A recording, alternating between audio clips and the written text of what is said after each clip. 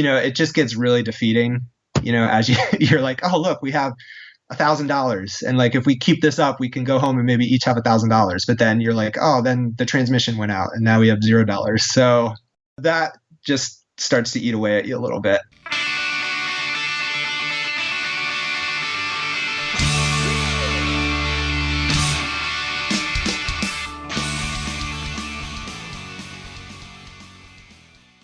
Welcome, everyone, to This Was the Scene, the podcast that takes a look back at the late 90s, early 2000 punk scene. I am your host, Mike Doyle. Before we start, if you want to make this holiday season great for me, you can go over to my Patreon and sign up for $1 a month. It's patreon.com/thiswasthescene. Or you can go to thiswasthescene.com and you can do a donation of one time on the homepage. There's a purple button. Just scroll down and click that, and you can throw some money my way if you'd like, because that'd be awesome for helping me out with this podcast. The Commercials were a post-hardcore punk band from Harrisburg, Pennsylvania. They were active from 96 to 2006 with releases on Blackout Records, Jumpstart Records, and more. That is literally all I can find online about these guys. So Tony had posted in the NJPP group on Facebook that the Commercials are doing a 25-year reunion on January 1st, 2022, which is just right around the corner. And I thought it would be cool to talk about the time that they were a band from 96 to 2006. And so I got him on the Skype, and this is what we chat about. Talking about Jeremy from Jumpstart Records, their 25-year reunion show, balancing school and touring, Jumpstart Records, their cover of Texas Is the Reason, changing singers, the song My Bologna Has a First Name, his current band with Dave Smalley, and a ton more. Lastly, here's a foreword by Tom Simon, who's a good buddy of mine. He grew up in the Jersey scene, and he tells a story about how Tony and the Commercials played a small role in him starting his career in the music industry. So here we go. So I was hanging out with Mike Doyle the other day at our neighborhood watering hole here in Raleigh, and he told me he just recently interviewed Tony from the Commercials, and I've known Mike forever, known Tony even longer than that, I think. So I started telling him the story about how the Commercials led me to my career in the music industry, and I apparently had never told him the story. So it's a quick kind of thing here about how the scene can bring things together. But in 1999, I was the music director at WMUH Radio. It was in Allentown, Pennsylvania, at Muhlenberg College, and I'd been invited to speak at the Winter Millennium Music Conference in Harrisburg, Pennsylvania, on a college radio panel. So I was geeky about it. I got some business cards made. I went out there and I'd hit up Tony before, and I was like, hey man, I'm going to this conference. He's like, we're playing, it's gonna be great. I was like, awesome. I'd seen them, plenty before in the scene. And so I went out to the conference, I did my thing, I handed out some cards and went and saw Tony's show, and the Commercials killed it like they always do. Their set was phenomenal. And later on, he introduced me to this guy, Brett Alperowitz, and Brett was the A&R for Republic Records at the time, and was also managing the Bloodhound Gang, who happened to be there as well, short distance from Lansdale, where they were all kind of hung up in. And we went on later on to go and hang out with them via an invite from Tony, actually, to go hang out with them.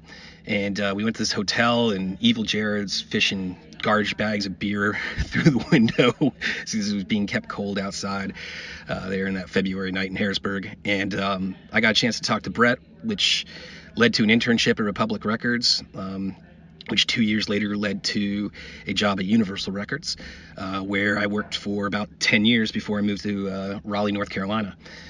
So all this ties to the fact that they have a 25th anniversary show coming up in Harrisburg, and I highly suggest you go if you are a Commercials fan, or after this interview you become one.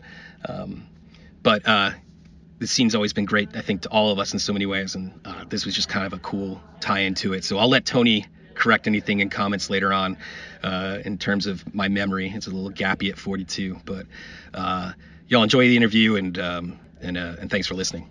That's it for the intro, so feel free to subscribe, leave a review, and share this with anyone who loves some punk rock nostalgia. With that said, let's get started. Thanks for jumping on and doing this shit. Oh, no problem. Thanks for asking me, man. Appreciate it. Yeah, we can talk shit about Jeremy. I'm just kidding. I love how I said that. You're like, wait, why? Did things go back? I was like, no, I'm just fucking with you. You're like, oh, okay. Well, yeah, I was like, I've always had really good experiences with him. So I was like, oh, is there something I don't know about? Like, their dark side? Are you guys doing anything for, because this year is his 25th anniversary.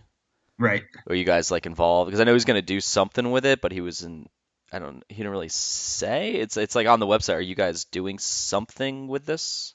Something with Like, are you a part of that somehow, or is he doing something with the old bands, or that you know of? is Jeremy doing something? Are we doing something with Jeremy for With his? Jumpstart, yeah, because like it's his 25 years, and then you guys are playing because your show you're playing your 25th year like reunion, Correct. right? Yeah, so like I just saw the two of those things, and even though you didn't start on Jumpstart, I figured there might be some correlation somehow. Not that he has asked us, but I mean, we'd be happy to be involved with it if he. Okay, well, if he's listening, then he should ask you guys. Yeah, exactly. Exactly. Give me a call. Cool, man. Well, I don't know if you like listen to any episodes, but the premise of this is really just going back into the late '90s scene. But since usually I let people plug stuff at the end, and I don't know what the drop off rate is if people like stay to the end, which I think that a lot of them do. But kind of like give a plug about this the show you're playing. So yeah, we're doing our 25th reunion on January 1st, New Year's Day at HMAC in Harrisburg. Popeye from Farside is playing and Color Fred is playing. So it should be pretty cool. Like we're pretty excited about it. We get together every like 5 years maybe and kind of do a local show. So this was about that time. What's usually the crowd situation like when you guys do it every couple of years? It's been good. Usually like 250 to 350, I would say. Oh, wow. It's been fun. That's awesome. What's like the specific reason you guys are playing at this venue? Just is there any like attachment to 25 years ago? No, this is like a newer venue actually. The place we did the last two at isn't really doing shows anymore. So this was just kind of like a new kind of up and coming venue sort of in Harrisburg. So that's cool. Yeah. How'd you guys get Puppe involved? Did you guys have any connection, like friendship with him back in the day, or? We do not, but one of the guys, Jeremy, who's doing the show, he knows him, and I think they like some of his bands that he used to manage. I think went on tour with them, a long time ago. So he's known him for a while. And the other guitarist and I have another band, and we played the John Bunch Memorial Show, and like he was there. We got to meet him there, but other than just meeting him briefly there, we didn't really know him before this. How many years ago was that when John passed away? It was either, I think it was 2017, I think. Either 2016 or 17. Okay. That was really sad. Did you guys know him at all, or? We had met him a few times. The Commercials played with Sensefield before. He was just one of the nicest guys ever and super talented. It was a great loss really to the whole music scene. Yeah, I remember I got the last Further Seems Forever album recently is with Caraba again, which is actually pretty fucking good. But when they did the third one and he jumped on, I was like, man, it's crazy that band was so good. Like I loved Further Seems Forever, and they kept going through just different singers, and I was like, this is crazy. You're gonna do a third one, but I loved that album with him on it. I thought it was fucking solid. They're all good. They're a great band. They're definitely a great band. I mean, we're gonna talk about them the whole time, but I wasn't a big fan of the second one. I don't know. I couldn't. Oh, really? Yeah, I liked his voice and I loved their music. I didn't think the songs. They didn't hit the same way as the first. The first albums, I think it was like fucking flawless.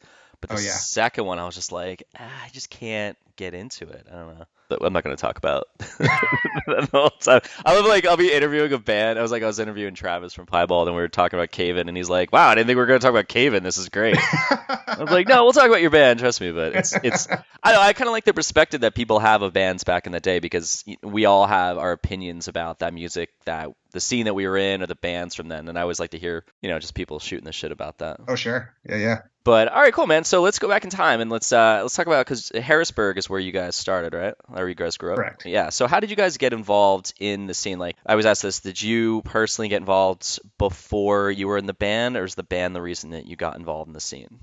Yeah, I played in another band, and the original bass player, we played in a band before the Commercials. For me, finding out about punk and hardcore and stuff came mostly through skateboarding. And I think through that, I started to meet some people who were in bands and, were putting on shows locally and start going to shows. And a theme that I hear from a lot of people when they first talk about getting into punk is like, oh, I can do that. And so, we started a band and we were doing that for a little bit. That band broke up. And then sort of the commercials was kind of like the next step. That was 96, right? 96 is when the commercials started. Yeah. So probably like 92, 93 is when I first started kind of finding out about punk. And 94 is maybe when I first started going to shows. What was like that scene like? I know I've asked this to like Chris from Digger and pretty much like everyone from that scene, like Chuck from Weston and stuff. Like, what was how'd the scene look to you when at that age? It was mostly people who were older than me. When you're in high school and middle school, like 3 years is a huge difference. You're like a boy and someone who's like 17 is like a man. Yeah. So I feel like, I really looked up to a lot of those guys in those bands at that time. To someone else, they might not be as stoked on some of those bands, but to me, there's still some of like the most influential kind of punk records I got were some of those local bands when I first started getting into it. I thought it was awesome at the time, but in terms of how many people were actually involved, it probably wasn't too terribly many. There was like a clothing store called Classic Rags here that did shows. There was like a little record store called Proteges that did shows in Carlisle. There was a club in Mechanicsburg called Decibels, and they actually had some bigger shows that sort of happened like right before I kind of got into everything. Like Fugazi played there and just a lot of like really bigger shows. But that was like like right before I started getting into it. So I didn't see too many shows there. Isn't it like kind of a bummer when you like get into it or when you got into it and you know that these bands that you're starting to listen to, you're like, I just missed them by weeks or months or maybe like a year when they played. You're like, fuck. Yeah. And, that sucked so much. Did you guys? We're gonna kind of. I'm jumping ahead a little bit. Just kind of make sense of this. You guys toured, right? Yes. Yeah. The commercials toured a lot. Did you? One time we played in North Carolina, and then there was this set list. I could be making this up, but I swear to God that I'm not, because it said it was a set list. It was like Jimmy Eat World's set list, and they had just played like a couple weeks prior to us playing at this place, and I was like, holy shit, like we're behind and these bands are hitting these places up before us. Did you guys ever play a venue where that had happened, where you showed up and some band that you loved was there just like recently? Yeah. Oh, all the time. I feel like oftentimes we would like almost the opposite. Sometimes like we'd be on tour and some band that we loved would be playing the same night. So like no one was at our show because everyone would be like at the Jimmy Eat World show, which was happening. I remember one time playing in Madison, Wisconsin or something, and that's what was happening. It was like Jimmy Eat World was playing right down the street, and we had some terrible show at some little basement or something. Oh man, I think one time Rocket from the Crypt was playing across the street from some show we were at, or some show we were playing, and like there was just this line of kids outside going to that one, and no one was going to ours. I was like, well, this fucking blows. Well, so talk about how like the band started. Like you said, you were in another band prior to commercials, right? Yeah. So we were in a band called Unite before, the bass player and I, the original bass player from the commercials, and that band ended, and we just were still interested in playing. So his girlfriend at the time knew a guy who played guitar named Tom, and so Tom came over and jammed and worked out pretty well, and yeah, we started from there. He knew a drummer then, and so we got that guy Chris to play drums, and that's kind of how it started. So like from the other bands then going into commercials, did you guys have anyone who were like, oh man, like I really wish you guys would have stayed, those other bands, or did they just not get as popular? Yeah, no, they did. At first, yes. I mean, we were pretty terrible when we first started. So like every band. I think the other, like that band Unite, I think people were kind of into, I mean, relatively locally. And when the commercials first started, we were not good. Like, so there were a lot of people who were like, yeah, this is all right, I guess. That's awesome. I think over time we got a lot better, but yeah, when we first started, it was pretty rough. What was like when you guys got together, like what was your idea of the sound you were going for? I think we were really trying to do sort of like a Lookout Records, Screeching Weasel, kind of the Queers thing at first. And then we sort of morphed into more, and I think this is when we started, getting better. We started kind of morphing into more Southern California skate punk kind of stuff. And I think that is when we sort of found our groove, I think, a little bit. What brought that on? Like who kind of initiated that or influenced you guys to go in that direction? I think we had been listening to that stuff for a while, and I think, just honestly, we saw that what we were doing wasn't really working. I think and having Chris play drums, he was like a better drummer than what we were letting him do, really. And he was able to play like those kind of no effects fast beats, and I think that's kind of, we started going more in that direction. Do you remember any of like some of the first handful of shows that you guys played? Yeah, definitely. In terms of who we played with, or in terms of... Yeah, like I mean, this is such a nostalgia-driven podcast. So it's just, even when people talk about venues, people listening are like, "Oh man, I remember that," and their brain starts going like, "I remember this show," and so it just starts triggering all these memories. So like, Sure. Yeah, like bands, venues, and things like that. Yeah, we definitely played at that place Proteges that I mentioned in Carlisle, and that was a a venue for a while. Like Anti-Flag played there. A bunch of bands came through there, but we played there, that record store, Proteges. We played at that Classic Rags place, which was a clothing store in Carlisle. This place called The Wire in New Cumberland, Pennsylvania. I remember we got one of our first out of town shows was a place called The Pancake, which was like a roller skating rink that was out in Washington, Pennsylvania, out near Pittsburgh.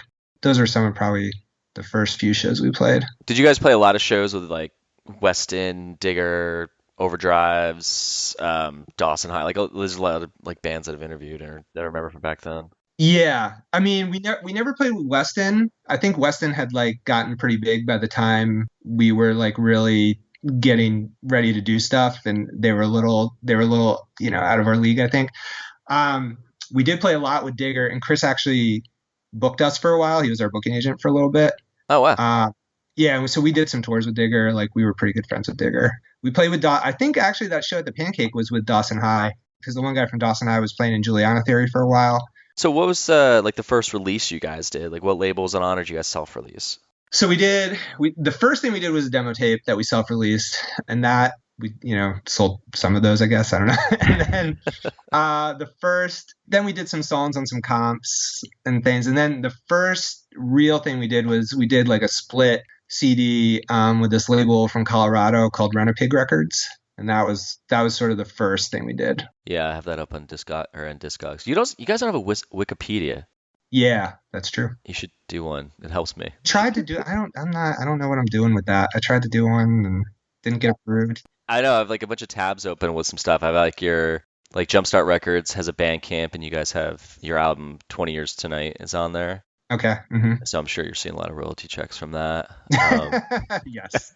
Your MySpace page. There's a link to your MySpace page from your Facebook page. That shows how long ago we made that Facebook page. Oh my God. Yeah, there's just like some photos on. You'd be surprised if you go to some bands' MySpace pages, you can see the photos are kind of archived. Yeah, there's like one of you guys, like a black and white one. You guys are in front of some doors, and the one dude standing in the front with an Italian Stallion shirt on. It's fucking great. I love this shit. So when you guys like were started recording, like, what was your vision of the band? Were you trying to get out of Harrisburg and be like, let's tour, or was this something you were doing on the side? And no, I think we were definitely we were just trying to do it as much as we could do it. Yeah, we were definitely trying to tour. We were definitely trying to take it as far as we could. And as I feel like we got better as songwriters and as we got better as musicians, that sort of became more of a possibility. As we were, our fan base locally was growing, and then, we were booking a lot of shows ourselves at that point, and then it was easy to, start doing trades with people and get shows out of town, because we could provide a good show by us. And I'm sure from your band too, when you start doing that, then people start hearing you, and then they're just asking you to play, without any sort of, reciprocation of booking another show in return. So that's, you start going out further. And so, yeah, I mean, we were just trying to do it as much as we could. We were young, so it wasn't, before we had bills and things to pay. So it was, we didn't have a lot of responsibilities. I was always jealous of like bands, and I always thought it was expensive to live in Jersey, which it definitely is. But I always felt when we would talk to bands, like we were friends with Saturday Supercade, and they were in Cincinnati, Ohio. And I think the bass player Casey I could swear he was paying like $300 a month for his apartment, which was a 1 bedroom, and it was just huge. And I felt like every other band that lived in any other state just had way cheaper rent so they could afford to play in a band. Yeah. I mean, yeah, Jersey is not cheap. So, I mean, I think, the cost of living here is definitely lower than New Jersey for sure. And I think like at one point we all like rented a house together and we're doing that. We had side jobs still, but that was kind of what we were trying to do for a little while. Was that in the beginning of the band, or how far into it was that? That was probably like 2002. So that was actually like I went to college and I was in college while we were touring and stuff. I would schedule all my classes for like Tuesday, Wednesday, Thursday, and then Thursday night we would like leave and tour, like do weekends from Thursday until Monday, and then I'd be back in class Tuesday, Wednesday, Thursday, and then do it again each weekend like that, and then go on our breaks in summer and everything. So, but then after I graduated from college, that's when we got that house and we were all renting. I was just talking to someone recently. They did the same thing, and they're like, I was so fucking exhausted from doing that shit. Yeah, for sure. Where'd you go to school? I went to York College, York, Pennsylvania. Yeah, but I'd be like back at the merch table, like writing papers. And this was before like, I had a laptop, right? So I'd have like legal pads. I'd be like writing my papers on legal pads, like while I was at the merch table. Oh my God. Did you graduate? I did. Yeah. What'd you get? What's your GPA? 3.67. Jesus Christ. That's pretty fucking good, man. It was all right. Thank you. Yeah. You're welcome. Well done with your academic. Thank you. This is so random, but like, with what you went to school for, did that apply? Like, did it take you in the path you're doing now, or? Yes. Yeah. That's good to know. Your money was well spent. So like, how at the beginning you guys got on, I think it was Jumpstart first and then eventually got on Blackout, or is that reversed? No. Well, so we did a record on that Rent-A-Pig Records label from Colorado. We did a full length on them. Then we did a full length on this label called Kickstart Audio, and that was out of Philly. And they weren't around very long, but they did a record. We did a split with the Starting Line, who at the time were called Sunday Drive. So we did that. Then we did that 20 Years Tonight record with them, but they sort of folded, and then Jumpstart offered to like re-release it, and that's when we signed to Jumpstart. Well, let's go back to the first record then. So First Time for Everything is the first release on Rent-A-Pig Records. Like, how was that a full length? Yes. So talk about like, how did they find you, and then how was the record produced? Like, did they pay for it? Did you guys pay for it? Like, what was that whole thing like? Yeah, so we did that. I was sending out that first demo tape that we had done to anyone I could find. And there was, I don't know if you remember that Book Your Own Fucking Life thing that Maximum Rock and Roll put out. Yeah. So I was sending, any labels that were listed in there, I was just like sending demo tapes to at the time, and they liked it. And that's when we did that split. And then the split did well. We sold, I think we were like selling a good amount of those. So they were like, oh, do you want to do a full length? So we were like, yes. So we paid for the recording and they paid to press it, I think was kind of the deal. And then we just like split everything 50-50. Where was that at? Like, where'd you guys record out of? We recorded at this studio in Philly called Milk Boy.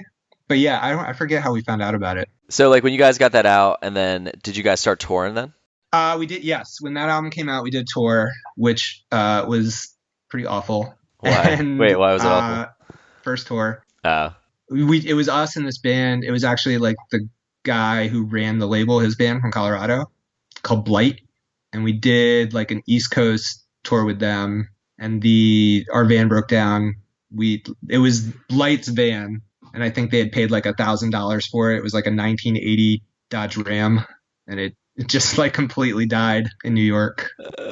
There's gotta be. I bet it'd be awesome if someone made some like interactive map of all the places where it'd be like abandoned, where their van died and they left it just like all over the country. Yeah, that's literally what happened. They just left it there.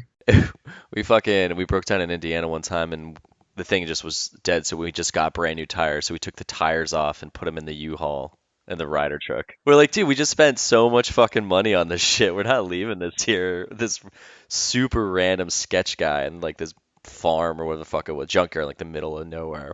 Yeah, you don't really find yourself in like the nicest places when you're starting a band No. on tour, or just I think in general on tour. Like you go to the places like that you're thinking to yourself, I would never fucking go to any place like this, but for somehow here I am. Somehow those shows sometimes can be awesome because, like I find if you play in a place that doesn't get many shows, then every kid in the world comes because there's, what else are you going to do in that town? Then finding like a mechanic or, or something like that like becomes very difficult. Yeah, and they totally just like fuck you over too because they know you're screwed. And they're like, all right, we're gonna cost you, or you're gonna pay triple, and you really can't do anything about it. And you're like, fuck, all right, that's awesome.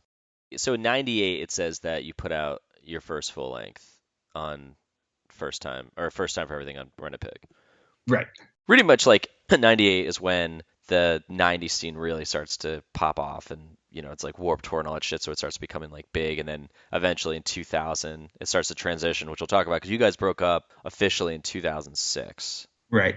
So like between '98 and then you guys get on, so then you're on Kickstarter Audio and you do the split, and then there's also another band called Jimmy Tuesday Band. Right. So like when you guys did that, and then like you guys get that, then Jumpstart takes it. So like how did that happen when Jumpstart took the record, and then like what started happening to the band at that time? So Kickstart kind of folded or stopped putting out records at that point. And then, we were still selling a lot of that record though. So we were like, well, we want it to still be out. And we had made pretty good friends with Jeremy. He was doing shows at State College at that time, and we were going up there and playing a bunch. And so we just, we knew he was doing Jumpstart, and we asked him, if he would want to put it out. And he said, yes, put out with him. Like I said, that was kind of when we were in college. So we were just touring a lot from that. That's sort of how Blackout kind of got wind of us. And then they came to see us in Allentown and I guess liked it. And that's when we did that Blackout release. So what was it like being on Jumpstart? Jumpstart was cool. Jeremy's cool. It was good that the label was sort of close too, State College wasn't that far away. Like that was the problem, even with, to some extent Kickstart, just those guys were in Philly and it just, it was hard to get them out here sometimes. State College was a little closer. It just felt like easier to get in touch with Jeremy sometimes, and definitely as opposed to Colorado too. And the guys in Rent a Pig, just, it was hard to have contact with it. And, this was before like cell phones were super big and the internet was super big. So it was easy to get in touch with Jeremy, which was nice. So were you guys like starting to build like a pretty decent following in Harrisburg, and then like starting like outside of that because of all the touring? I think so. Yeah. I mean, I think, we were, by this point we were playing in New Jersey a lot, and we were, going up and down the East Coast. We would tour out to California, but, some of those shows could be pretty hit or miss. We would do okay in places in Texas, a couple places, and in Ohio, and some places out in Illinois and stuff like that. So this is around what, 2000 at this point? This is, yeah, between 2000 and 2002 is sort of when we were really, maybe 2003 is when we're sort of kind of really touring a lot and really getting kind of out there. So was there any like big shows at that time that were pretty memorable that were like pop out, like stand out in your mind? We did a tour with Digger. It was kind of like they had taken a little bit of a hiatus, and it was sort of their first tour back. Oh, wait, was this when they had the guy from the Yellow Card playing guitar? Yes. Yeah, playing bass. Did you tour to San Diego with them on that tour? I don't know if we went to California with them on that tour. Okay, because I was living out there and I saw them play, and I saw like them with that guy, and I was like so different. But all right, so go on with what you're saying though. That whole tour was incredible. That Really? was a great tour. Yeah, people were really stoked to see them. We toured with Keepsake at one point. That was a good tour. Who's that? Who is that? They were on Eulogy. They were like sort of screamo, maybe one of earlier bands doing that. I mean, at this point, it seems like you went to school, so you had that backup plan, and you guys are touring. So was there stress around these times, or you guys were just kind of like, yeah, we just kind of do this, and it's all working, and we've got backup plans? Or was there, I don't know, any kind of pressure on you guys to make it more than, to keep it up and make it bigger? Yeah, I mean, I think there was a lot of, even though we were, like I had gone to college, I still, wasn't working in a field that would, pay me money to, you know what I mean, to support myself. So it was definitely still like kind of part-time jobs and things that we all had when we weren't touring.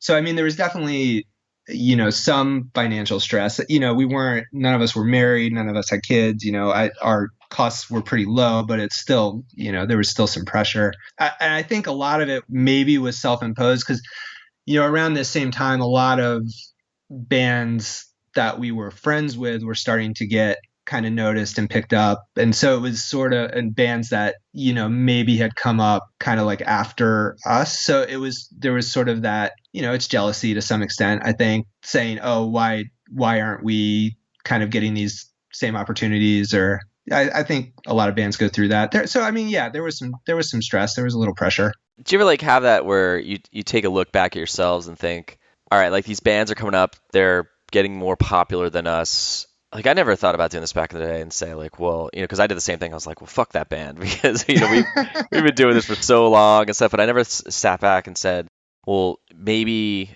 I don't know, maybe our style of music just isn't going in the right direction, or like maybe I'm not pushing myself enough to write a certain way, or because it's kind of a slippery slope in that sense too. Because then you start going, well, if that's the sound that's taking off, then maybe we need to start kind of changing what we're doing. Sure.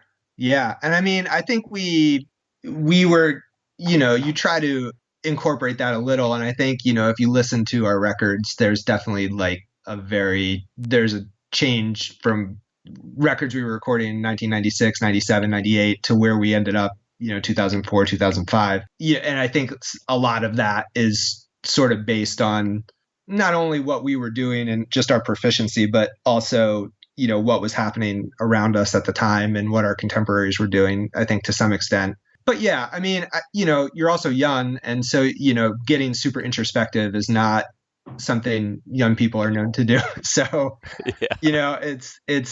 It's a lot easier to just be like, what am I doing wrong? But not really take any steps to change that. So I can easily say this as a 42-year-old looking back, like I have clarity and I'm an adult and I see things way without emotion now, and back then just like all you're dealing with, you feel was just hormones and emotion and whatever the fuck. I mean, you listen to the music and it's all it is like, oh, you fucked me over, girl. Right. Most like the guys are writing. But so like what were like local bands at that time, or what bands that were coming up around you guys did you find that you might have been taking some influence from? Specifically local bands? No, like just any band that was in the scene. It could be local, it could be ones that were on big, like bigger punk bands or anything like that, or emo bands. I mean, I think we were like pretty heavily influenced by, I mean, like I said, at first it was a lot of skate punk kind of stuff. So it was definitely like we were really biting hard on Strung Out, I think, at one point. Yeah. And I think I forgot to mention this, but we did a split on a label out of New Jersey called Reinforcement Records that came out during that time period too. And I think a lot of those songs were like pretty heavily, probably Strung Out, Fat Records influenced. Aside from that, I think we all were getting like really more into kind of that mid 90s rev stuff. So like Texas is a Reason and Sensefield and, Far Side, like we were talking about earlier, and then into Jimmy Eat World kind of stuff. And that's, I think, where we started sort of like moving the ball that way a little bit. Well, how did people like that when you started to do that? I think people liked it. I mean, I think, that seemed to be to some extent what was happening. Like at that point, that's like right when Jimmy Eat World, when Bleed American got really big, so I think there was a lot of, not just the fast punk stuff, but, I'm thinking like even like one band we played with a lot was River City High. And, they had more of like a rock sound, and it was more probably closer to like that Jimmy Eat World style rock thing than thinking about like fast punk bands or something like that. Yeah, and that was like, because I talked to James, and that was around the time where they had just signed, like they were putting their last album out, and 9/11 happened, and it was like, then we were just totally fucked. Were you guys playing with them at that time? Because they transitioned into the 2000s, and so did you guys. So were you guys doing that, not together, like you guys were, but you would just, you said you're playing with a lot of shows with them. So were you playing a lot of shows with them at that time? Yeah. I mean, we would, whenever they weren't doing some of the bigger tours that they were on, we would do shows with them. I don't think we ever played with them in Richmond. We played with Fun Size in Richmond, but they would play like around here, and I would do shows for them when they would have off nights or be coming back from tours, or we would do shows with them around here. I feel like we might have played with them in New Jersey once, but yeah, we were throughout that whole time period we were doing shows with them. You guys play with Fun Size down in Richmond? We did, yeah. Was that at Twisters? It was at Twisters. Have you heard their new, like the latest, it's not too new, but they put out another record in the last couple of years? Yeah, so like our other band that Tom, the guitarist from the Commercials, and I do, like we played a couple shows with Fun Size kind of more recently. Oh shit, that's cool. Yeah. So there's a video on YouTube. I was like the Commercials band live, and there's a video of you guys playing dressed like Star Wars, and yes, you're playing a cover of Back into the Left by Texas is the Reason. Yes. So I hit play and I'm listening and I'm like, this song sounds really fucking familiar. And then you go into it and then your bass player is singing the song. Mm-hmm. Was that something that you guys had just done one time, or was that consistent in your set list for a while? That cover? Yeah. Yeah, we played that a lot. Yeah. That's a balls move right there to play. I don't know. Like I was always scared to play. I mean, they were broken up at the time, so you can get away with it. But it's like when bands would play. That's what I figured. Yeah, it's like sometimes bands would play like a Lifetime cover. I was like, oh wow, like that's scary to do that. Yeah, I mean, it's a great song, and we really like them. And Andy, or our bass player, he has a really good voice, so we were never really concerned about like him pulling stuff off. I think he always really could nail it. So. Well, he wasn't your main singer though. No, he was. So we had that original bass player, and then Andy Drew. He goes by Drew now. Drew came on board, and then Tom, our guitarist, was the original singer. Yeah. But we realized how good Drew was, so it really became, we just sort of shuffled that position over to him because he was just a much better singer. So by like our last two releases, he was singing primarily full time. So wait, which record did he start doing that on? It was sort of a little like half and half on 20 Years Tonight, but then by that Blackout record, It's Not What You Say, he was singing all the songs at that point. Was Blackout a little concerned because of that? No, because I mean, when they saw us, that's when they came to see us. Like he was the one who was singing and everything. Because I'm looking at your Instagram, like he's not singing, and then I saw the video. I was like, oh, he could like he. Yeah, he had kind of transitioned at that point to being kind of the main singer. So how did the songwriting change at that point?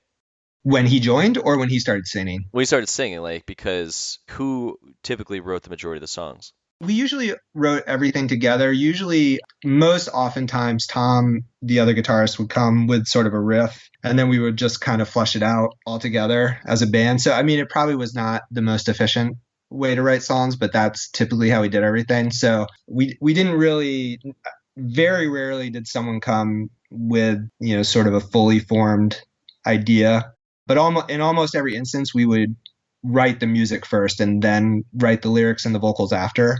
So really, it didn't change it too much. It just except for, lyrically, I think it went from Tom and I writing a lot of the words to Drew writing more of the lyrics at that point when he started singing. So when you guys play your reunion show coming up, are you guys going to play a lot from First Time for Everything, or do you still just play the later stuff? We will play some songs from First Time for Everything, but probably not that many, maybe 2 or 3. It's going to be a mixed thing. We were a band for 10 years, so it was like there's a lot to choose from, but there's, I think there's a couple songs on First Time for Everything that if we don't play, people will probably be upset about. So we'll probably play those. But which songs are those? We have a song that's called that's from that time period. That's definitely in a Blink-182 kind of vibe. That's called My Bologna Has a First Name. Just saw that and I was like, it's got to be that one. Yeah, which I think if it was up to us, we would never play again. But I think people will probably be upset if we don't. So what's that song about? It literally is about just eating a bologna sandwich, but I think a lot of people have read a lot of innuendo into that. And so, for a lot of people, I think it means other things, but the actual song was just about eating a bologna sandwich. It's amazing when you, like your first.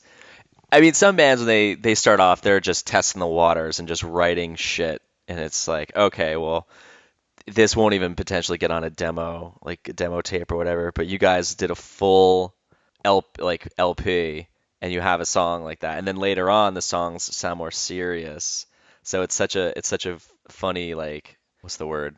Offset dichotomy, like Sure. from Yeah. that it's like, Yes. you're playing like a serious song about girls and stuff, and then you go back to that just about eating a bologna sandwich. Like, that's hilarious. Yeah. A song you wrote when you're like 16 and just learning how to play guitar. And yeah. Yeah. That's amazing. Yeah. As a 40-plus-year-old playing that song. Yeah. Oh my God. So when you guys like started going, like when you get over the hump into the 2000s and everything starts to shift, like how, because you guys stuck with it until 2006, which is that's a long ass time, especially from starting in 96. And you see that transition. I ask everybody about this. It's funny to ask the same question over and over, but everyone has a different perspective of how that affected them or how they saw that time. For you guys, did that transition into the 2000s and where all the music was going, the sound was going, did that work with you or work against you? I think it definitely worked with us. I mean, that was more, I think we found our groove kind of with that. And, it was, I mean, I think that's when we were writing sort of our best music. I think it just, to your point, we had just been doing it for so long. I think we just needed a break from this band specifically. Like Tom and I, we've been playing in bands after the commercials broke up. We started another band, and we've been doing bands since. So it wasn't that we wanted to stop playing music necessarily, but we just needed, like, it just felt like the commercials wasn't going anywhere else. Like it had reached its course, I think, at that point. We'll kind of like talk about like leading up to that, because I mean, that's 6 years of, that's a long fucking time. Like when things started getting downloaded, did that have any effect on you guys at all, or? No, I don't. I mean, I don't think so. That was a little bit sort of Wild West, I think. At that, I mean, we weren't really like making money from record labels either way. You know what I mean? I think when you're at that kind of a level. So, we would sell CDs and stuff at shows, but I don't think we saw like a real drop off in like merch sales or CD sales at shows really. So, I mean, at the time it was kind of like, if people want to download our stuff, that's great. That just means it's getting out there a little more. So that didn't affect us, but then, we weren't running a record label, so I can't say how that impacted the labels, per se. Like Blackout might have had a different opinion about that at the time. From our perspective, that didn't really impact us too much. So like what point do you, because kind of get back to what you were saying, but like what point, how many years or months or whatever it was before you guys broke up where you were just kind of being like, "Ugh, are we still doing this shit?" I mean, it's always, it just felt like things were happening, but they were never happening quite, as big as maybe things were happening for other people. And I think, every time we would get sort of depressed about something, like something else would come along and happen, and that would sort of reinvigorate us for a little bit, like, oh, we weren't doing too much, and then Blackout became interested, and then it was like, oh, okay, Blackout's interested, and then we were like doing Blackout, and we weren't maybe we couldn't get a booking agent, but then like, oh, we got on Warped Tour, so that's pretty cool. That kept happening for a while, but I think at some point you're just kind of like, is this what it is forever? Like, are we just doing this forever? Like, we just work these part-time jobs and then, go out and tour, which is fun, but then it's like we come back and then we're just working part-time jobs again. And I think everyone was just kind of like, we were getting a little bit older, and then I think it was just, is this what we want to be doing? Do we want to be going out for 3 weeks and going on tour? And I think at that point, that was still sort of the expectation was, you're not going to just go do weekends. Like, you're going to go out and do a full US tour. I think that's like what labels still wanted to see. And it was getting to be like, I don't want to do a full US tour anymore. So, and I don't think, now I think things are a little different for bands, but at the time that was still a lot of the expectation. If a label was going to put money into you, they wanted you to be out there doing stuff.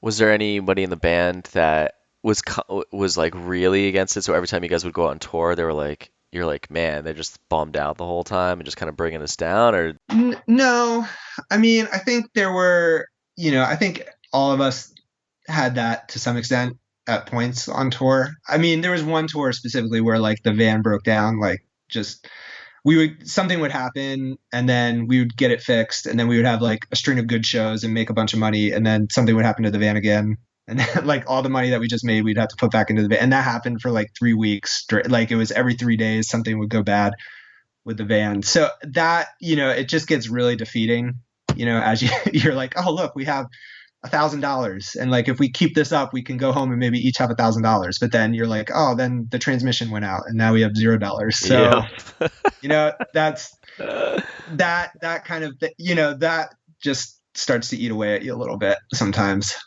oh fuck yeah. It makes sense that the majority of bands out there are young because they just stupidly just go, oh, this, I don't know, I don't know what anything else is like, so this is great. But the Hold Steady, the band Yeah. Hold Steady, like didn't Yeah. they start when they were like in their 30s or something like that, or they were older, like 40s or some shit? I believe so. Yeah. They're a little bit older. Like that blows my mind. I can't imagine if I at 42 was like, you know what, I'm gonna go for it. I'm gonna start a fucking band and then go through all of that shit. But as a kid, you're like, this is exciting. Like the band's broken down and it sucks. You're like, yeah, but I'm in the middle of fucking nowhere and I'm not in Harrisburg, Pennsylvania or whatever, New Jersey. Like it's kind of cool. But there is a point though. I think that's why potentially bands, when they get in their mid 20s, it starts to really sink in. Like, oh, this does suck. Right. Right. Yeah. Yeah. And I mean, and that's the point. So you either like at that point, you've either been doing it enough that like someone bigger is taking notice and you're really, things are really starting to happen for you, or you have to start thinking like, okay, what's the next step here? Like, what am I doing? And I think that's kind of where we were at that point. Well, what would have happened too? So 2006, if X label would have come in and picked you guys up for like a 2 or 3 record, let's say 2 record deal, Mm-hmm. and they were big, like what label would have had to have done that for you guys to stick around for, let's say, another 6 years? I mean, I don't know that that's who were big labels at that time. Like Was it Fueled by Vagrant? Ramen? Yeah, Like, Vagrant, Fueled by Ramen. yeah, like Victor was on its way out, I think. Drive Through still around, like Drive Through, like like someone of note saying, hey, we have a good amount of money to put into this and we can get you a booking. I mean, part of it was like having a booking agent and, because we would have booking agents off and on, but, a lot of that was done by us and having like a manager that was really going to do stuff. Like those are the types of things that we really probably would have needed to take things further. Did you guys have some songs in like the queue that you didn't get a chance to release that you were like, I think these could have kept us going or advanced us in some way?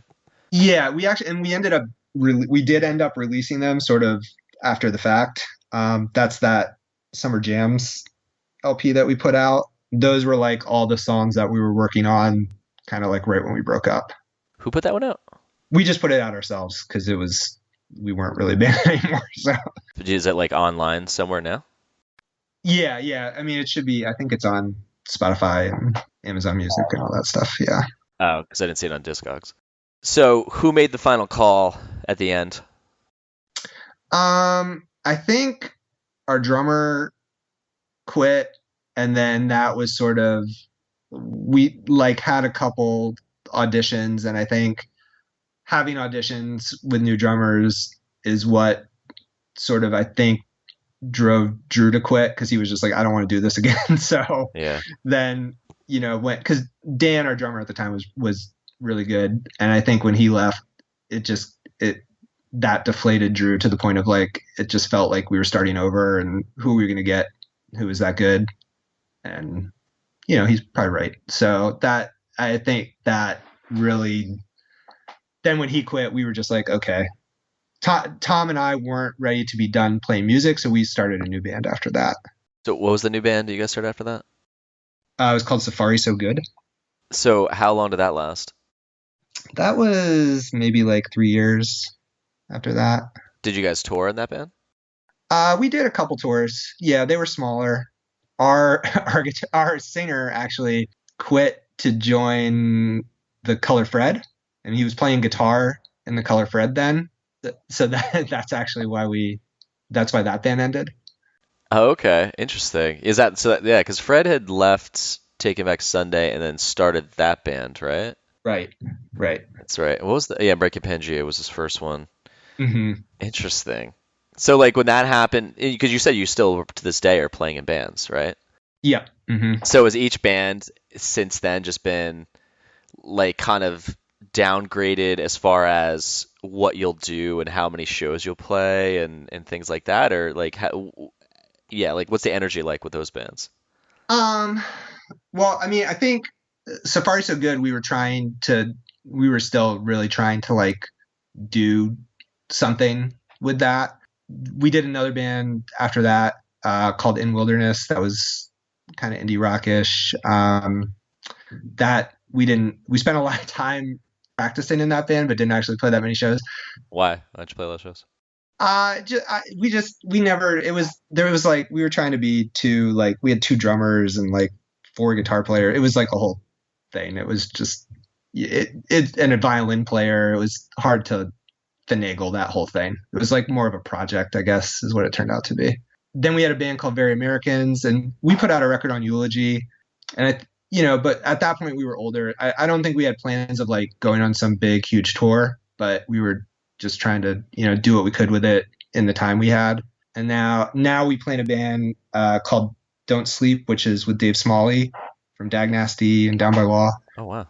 That band will do whatever there is opportunities that come up, but we're also all older, so we're not going on a 4-week tour anywhere. You know what I mean? Like, yeah. If a festival or a weekend thing comes up, we'll do it. Like that band did, we did a few shows with Shelter that were awesome. Dude, that's awesome. It was like a 4-day thing though, so it wasn't like we were out for 6 weeks or a month or something. I feel like you guys have done some. It's like you're very like it's not like downplay it, but you're very just like kind of just chill about stuff. But it seems like there's some cool things. Like you're like, yeah, we play in the Warped Tour. We're playing with the dude from Dag Nasty. You're like, whatever.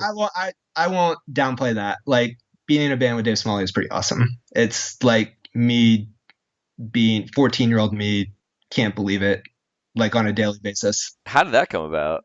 So that band Very Americans that we were doing, which was like kind of like an indie rock, and that's still a band.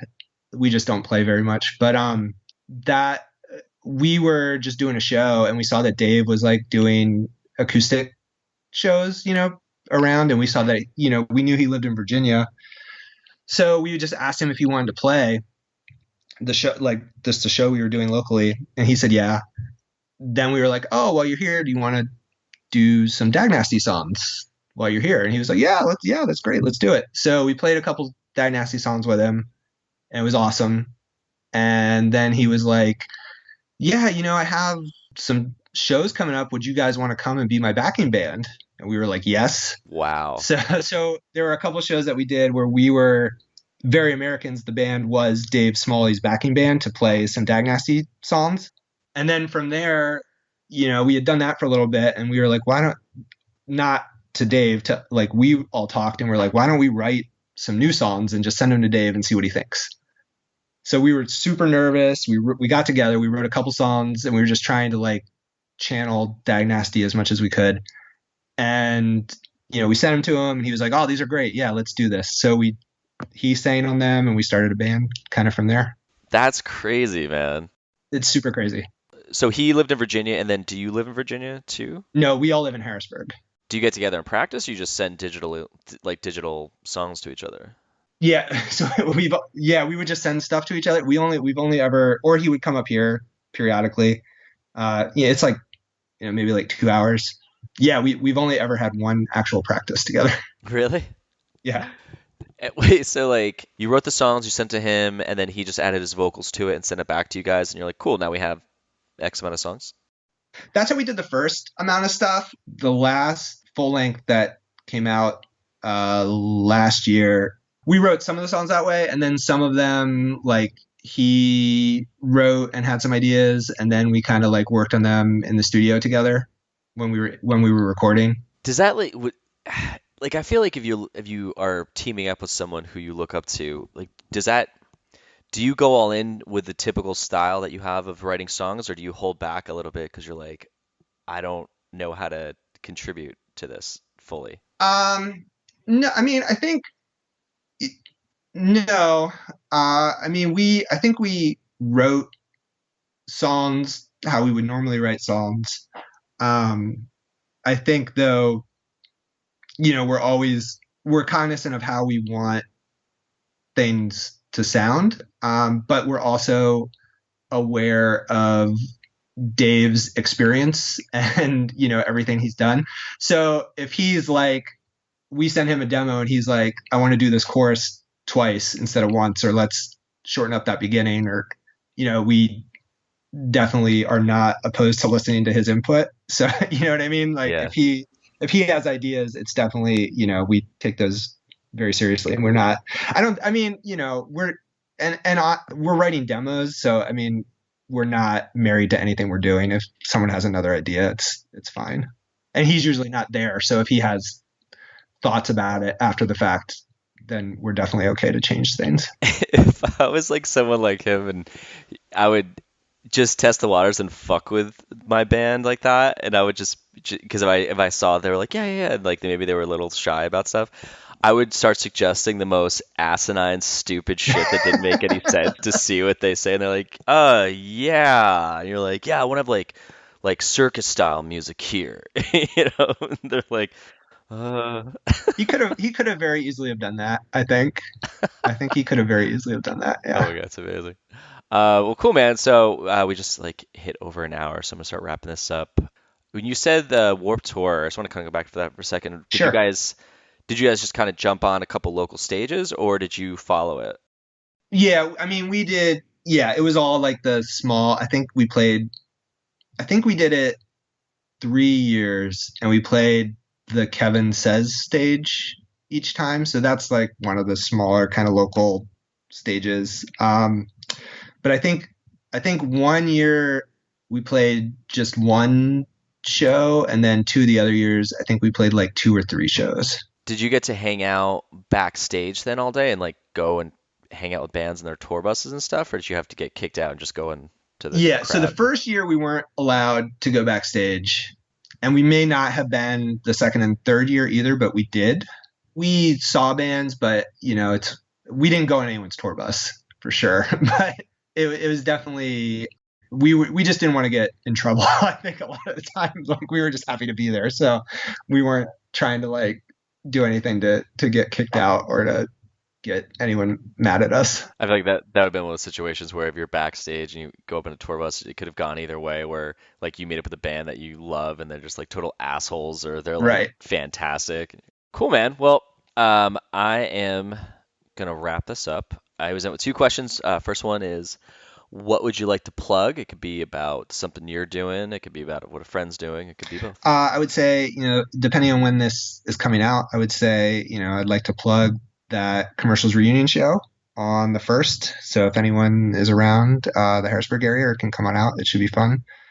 And the other thing I would Wait, say that's is, January 1st, right? yeah. Okay. What did I say? January You 1st? just said the first, so Oh, okay. the Yeah. first of January whatever 1st. month you'd like. Any one month thing. Yes. January 1st, 2022, in Harrisburg. And then I would just say, Tom from the Commercials and I are doing that other band with Dave called Don't Sleep. And yeah, if people want to check that out, I think they might like it. Cool, man. All right. So last question. What scene ethics do you hold on to this day? I think, two things I would say. The first one is, do it yourself, I think is something that, I've tried to embody in a lot of things I do, from, you know, booking shows and what we did with the commercials, and trying to, you know, do our own shows and be our own booking agents for a lot of it, and being our own manager, and really trying to make that kind of stuff happen. You know, I think that's something that I take away, and I do that, you know, even today, like with my own business and things. That's probably one. And the second is just try to treat people ethically as much as possible. And I think, you know, I think we're all maybe guilty of not doing the best we can all the time, but that's something I try to do, is just like try to treat others how I want to be treated, and you know, how I can do that to the best of my ability.